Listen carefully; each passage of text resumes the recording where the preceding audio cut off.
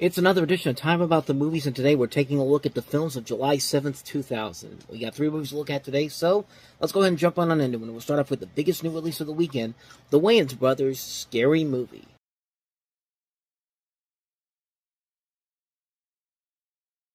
Obviously, this is a parody of Scream, not only that, but other various things. I Know What You Did Last Summer, Halloween, The Shining, Friday the 13th, The Usual Suspects, Sixth Sense, Blair Witch Project, Matrix, Buffy the Vampire Slayer, pretty much anything that was popular at the time. And, story basically kind of similar to Scream. You have a group of teenagers who accidentally hit a man with a car, dump his body in a lake, and swear to secrecy. And then years later, someone wearing a ghost face mask and robe begins hunting them one by one. So they combine both elements of both Scream and I Know What You Did Last Summer. This was a massive hit when it came out, and it's funny because I was saying this at the end of the last episode. This kind of did for the Scream series in general what Airplane kind of did for the airport genre back in the 80s. Like, Airplane, when that movie came out, that was seen by many as kind of the final punch to the gut on the numerous disaster movies that were coming out around that time, the Irwin Allen type stuff. And here, the Scream series was going out on a limb. Like, it was going out on a limb after starting off so strong. So this was basically that equivalent to what Airplane was back in the day. This was the thing that kind of knocked Scream down. It was the final nail in the coffin. And for a little bit, it was the last thing that came out of the Scream series. And like I said, it was a massive hit when it came out. It wasn't the biggest hit critically, but it made over $278 million worldwide on a budget of just $19 million. So, yeah, people really seem to eat this one up. And I have some interesting theories about interesting opinions on the Scary Movie series in general. Like, I don't hate the first 2 Scary Movie films. I like the Wayans Brothers' work a lot. I think there are some very funny stuff in the first 2 Scary Movie films that I easily see be very funny and laugh a lot at. But if you want my personal opinion, I kind of prefer Scary Movies 3 and 4 better, mostly because of my love of the Zucker brothers. I love their style of spoof comedy. I thought they did a better job with those films. I think they had more memorable moments to them. Plus, Leslie Nielsen's in those movies, and I just like that guy can do no wrong in my opinion. I mean, anytime he shows up on screen, even in the worst movies, you can tell that he's at least trying. And again, it's the Zucker brothers. I will usually watch anything they're involved in, and will more than likely enjoy it regardless. But like I said, nothing about these 2 movies the 2 Scary Movie films, and the first 2 Scary Movie films, I should say, are bad. They're not bad movies. They are, I guess you could say that they're legitimately funny films. I mean, there are elements in there where some of the humor I do like. I do like a lot of some of the jokes in this movie. Just really funny moments in general. Anna Faris, Regina Hall, Sharon Elizabeth. I mean, there's a really stacked cast in here, and they're all working off each other very well here.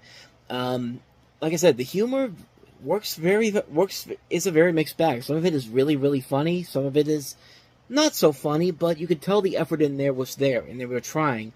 And, yeah, I mean, really, I have a very mixed opinion on these movies. At times, I really like them, but at the same time, I'm not completely in love with them like I think a lot of people are with the first 2 Scary Movie films. I think they're just okay.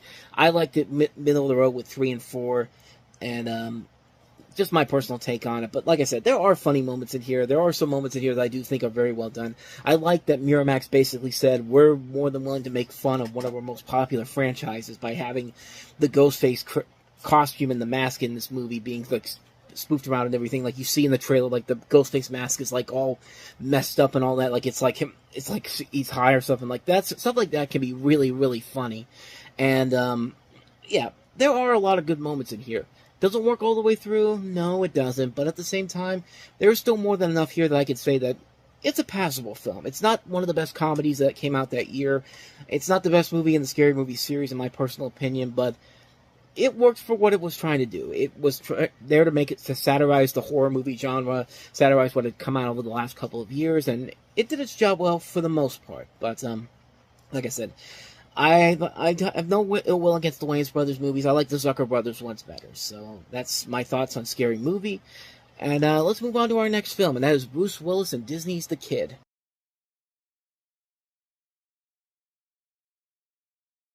So the trailer kind of pretty much sums up the movie as a whole. You have Bruce Willis as this image consultant who on his 40th birthday is mysteriously confronted by his 8-year-old version of himself. He's played by Spencer Breslin, who of course star in The Cat in the Hat, Santa Claus 2, a couple of other movies around this time period.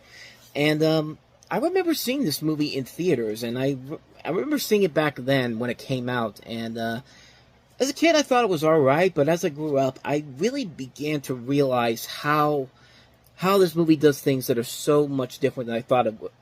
The way I felt it was basically what I'm trying to say is the way I felt back as a kid when I saw this movie feels very different from the way I saw it nowadays. Because at the time I saw it, it was just like, it was all right. But I watched it now over 20 years later, and I gotta say, man, this movie holds up pretty well, all things considered, because it's been 20 years since this movie came out, and you can really relate to Bruce Willis' situation here. You're basically trying to figure out where the story is going with here. How is he seeing this 8-year-old version of himself? And it is a really fun premise overall, and it works well. The chemistry overall between Willis and Breslin works very well. You also have a really good supporting cast alongside here to make this work. Emily Mortimer, Lily Tomlin, Gene Smart, She McBride. I mean, just really great talent all over this movie. And at times, it's a little too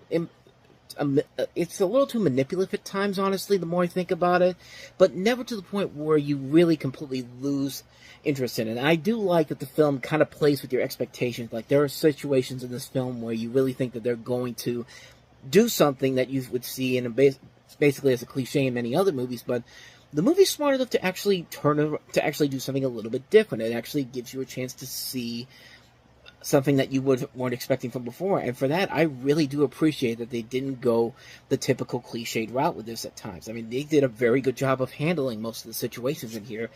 And really, I think the movie really works because of the way it ends. Because basically what happens is that they basically go through a tunnel, Russ and the kid, and Russ and his younger self, and they go back to 1968 when he goes back to see some of the bad things that happened. And it kind of is very reminiscent of something like Christmas Carol, when you look at the Ghost of Christmas Past, like you see like people like you see like the Ghost of Christmas Past is basically him and Scrooge are just there to just see what happens, and they can't interact to what's going on in there because it's just stuff that's happened in the past, and in a way, like it reminds me of what when Nostalgia Critic did the Disney December review. We talked about how there's a lot of similarities to this, and how like he sees like one of the best versions of A Christmas Carol being the one where George C. Scott in the '84 version is playing the older Ebenezer Scrooge, and sees the version of his dad back when he was a younger kid, and he just has this look on his face like he can't really do anything, but he just has to see it from his own eyes now. This is this older man talking to him as a young boy and seeing how his life changes around here. And you can definitely get a sense of that in this movie. I think the film does a very good job of never going to the point where it's too extreme or too out of the ordinary. It just feels right. Everything about that ending feels right, and it really lifts the movie to another level. I really do not have any major problems with the film. I take that back. There is one thing in particular. It's kind of a nitpicky thing. It's this.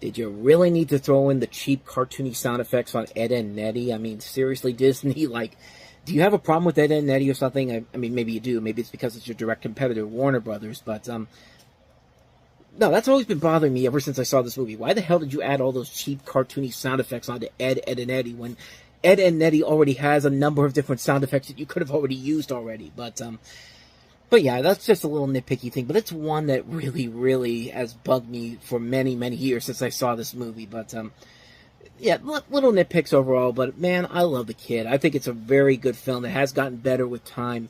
Definitely check it out. It's definitely worth a watch once again. So, with that said, let's move on to our last movie. And that is Natasha Lyonne in But I'm a Cheerleader.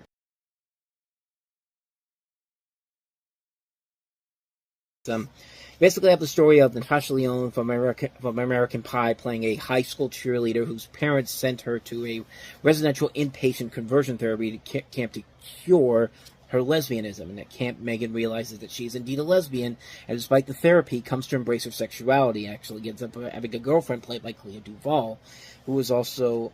I thought she was one of the writers on here, but no, she's not. But you also have RuPaul and Kathleen Moriarty, along with Melanie Linsky, Eddie Cibrian, Richard Mall's also in here as well. it's a film I've never seen in full, but you know, Natasha Lyonne is somebody that I'm really glad to see is back in the spotlight again after so many years. Like, there was a point where everyone thought her career was pretty much done with because she kept getting in trouble with she was in trouble for something. I can't remember what it was now. It was actually a ton of things. She was arrested for drinking under the influence. She had some problems with her heart. I think she was taking like drugs or something, like methamphetamines or something like that. I don't know for certain, but there was a point when everyone thought her career was kind of over. But the fact that she's been able to make this comeback in the last decade with stuff like Russian Doll, which is a great show on Netflix, and even now Poker Face on Peacock is very good too. And she's been appearing in Old Navy commercials this holiday season. Like, I never realized how much I really like seeing Natasha Lyonne again until I've been watching the stuff she's been doing recently. I mean, she is a good actress and a really funny comedic actress. And this is one of those movies that, from the little bits and pieces I've seen, it's really good stuff here. It's a really solid, enjoyable film. You do like the chemistry between Leone and Duvall. Leone and Duvall. RuPaul, seeing him kind of outside of the usual thing that we used to see, usual stuff we used to see him in. Like, he's in this pretty much without the drag stuff on him, and it's actually kind of amusing to see him in that. Kathy Moriarty is usually a great actress. Richard Moll, I mean, what more can you say about him? There are elements in here that are really, really good, and from the little bits and pieces I've seen from this film, it definitely looks like it's a really funny movie. The stuff I've seen has been really funny. I do like the chemistry between the two leads. I think it is, for the stuff I've seen, a really good film. I haven't seen it all in full, but I've seen enough to say that I probably would really enjoy the rest of the movie if I ever get a chance to see the rest of it. But from the little bits and pieces I've seen from it, it really looked like it was a well-made film. So one day I definitely look forward to checking this out in full. But like I said, but I'm a cheerleader. From what I've seen, looks pretty good. So with that said, we wrap up another edition of Time About the Movies, and when we meet next time, we'll take a look at the big new release of the weekend, and that is X-Men, the movie that kind of helped to jumpstart the current trend of superhero movies in general. We'll delve more into that next time around, so that'll be the big new release we'll look at next time. But until then, thank you very much for watching, and if you want to see more videos like this, please hit the playlist on the next page, check out the previous episode, and also don't forget to hit the like and subscribe button if you want to see more videos like this on this channel. So with that said, I am off. I will see you guys next time, and until then, as always, take care.